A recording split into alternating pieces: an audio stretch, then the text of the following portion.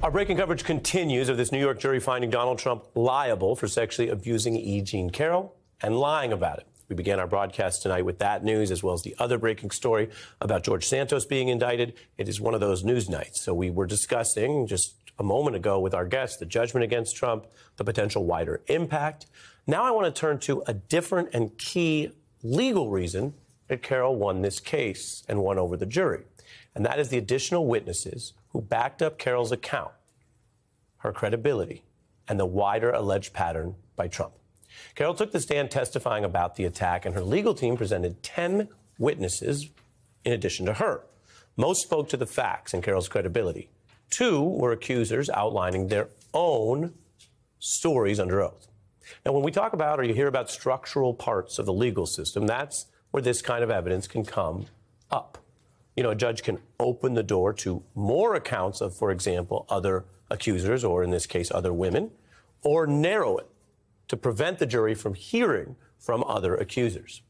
Now, here, those 2 other accusers were allowed in as testimonial evidence, and that was to make at least the argument, the jury decides, but the argument that there was a pattern of conduct allegedly by Donald Trump.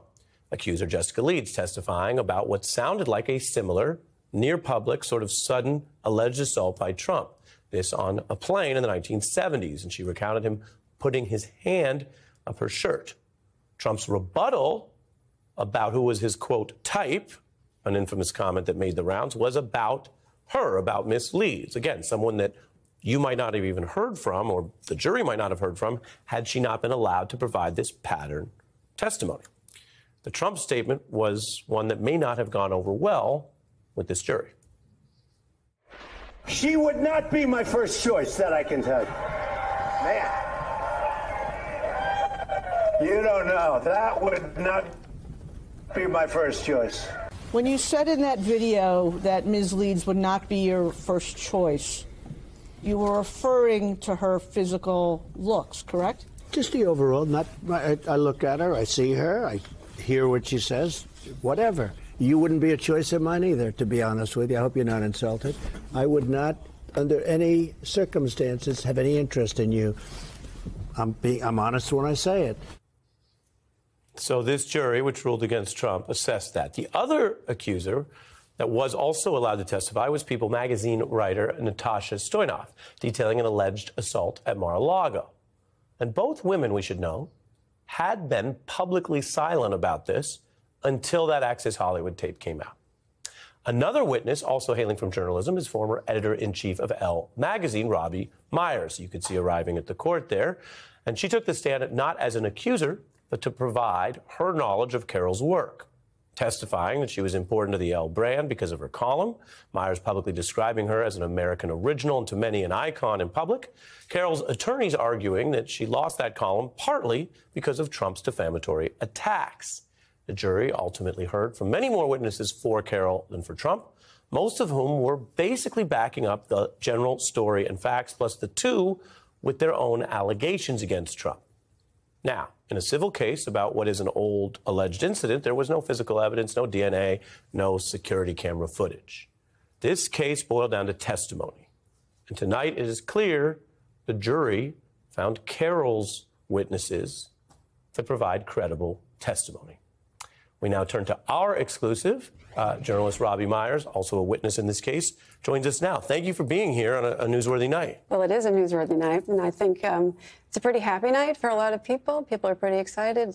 The minute I read it, I sort of took a breath because I think a lot of people assumed that this wouldn't be the outcome. And partly because, and you know, I don't really want to criticize anybody, but when you walked into that courtroom, there were 6 men and 3 women.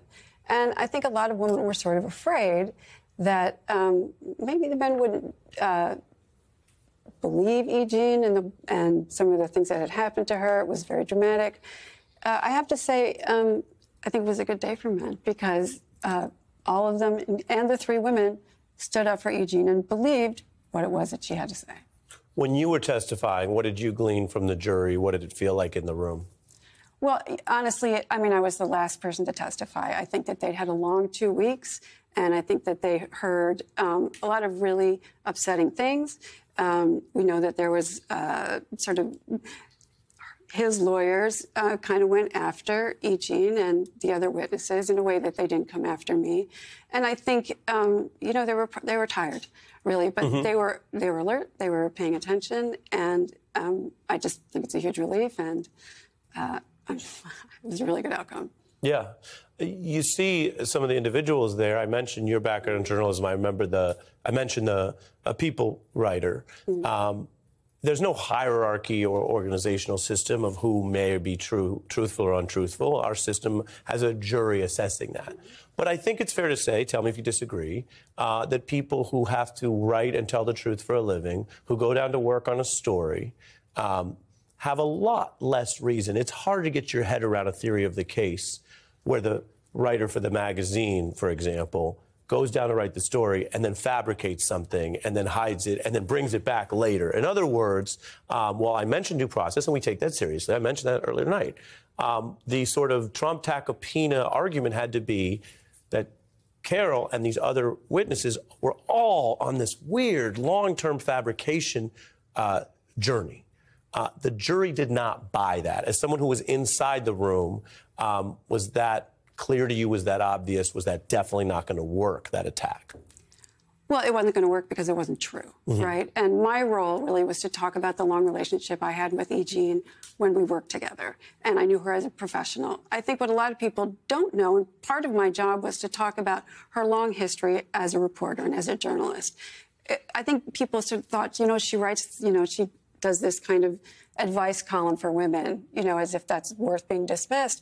But if you go back to her career, right, she was one of the first women to write for Esquire, which, you know, is a very manly place. She was nominated for an Emmy when she worked at Saturday Night Live. She worked at Rolling Stone. She wrote Hunter Thompson's biography. I mean, this woman is a reporter. And what I really needed people to know and want to say is that she brought those same things to her column, which is to say women would write in, people would write in with all kinds of questions, and she would go and report them out. She would talk to the experts, many of whom you've talked to, and they were whole answers. You know, she has a great voice, right? And sometimes people think, well, she sort of is sort of funny, and she is. She's all of those things, but she's a truth teller, and she always has been.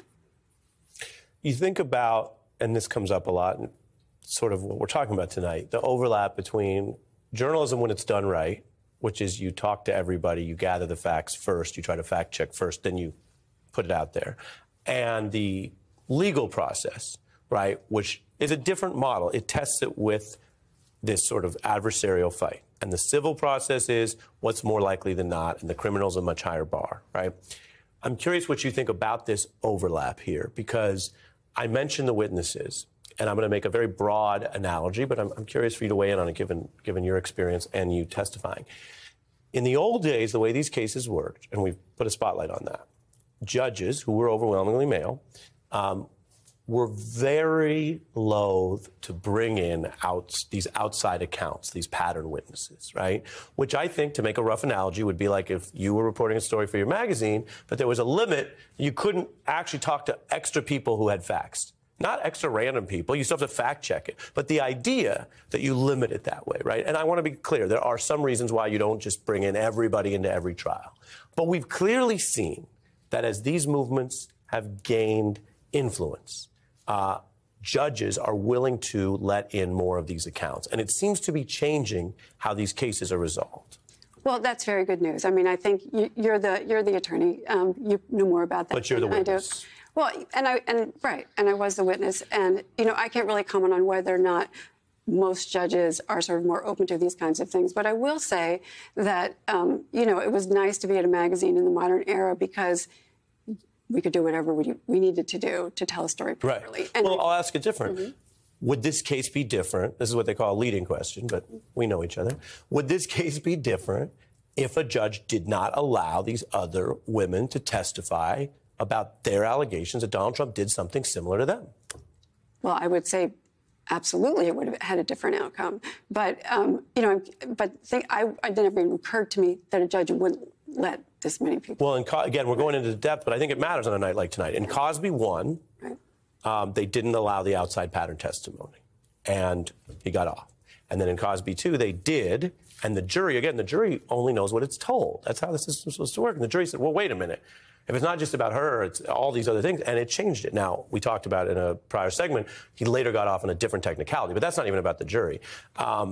This is one of those things where people say, you can't do that. And we're not going to hear from all these, quote, women. That was the model. And now that's changing. And suddenly, again, if a jury hears from people they don't find credible, fine. But it would seem that these people who are accused of serial misconduct, it's rather persuasive for the jury to not only assess your former writer or employee, Carroll, but other people and say, oh, well, there's kind of a pattern here.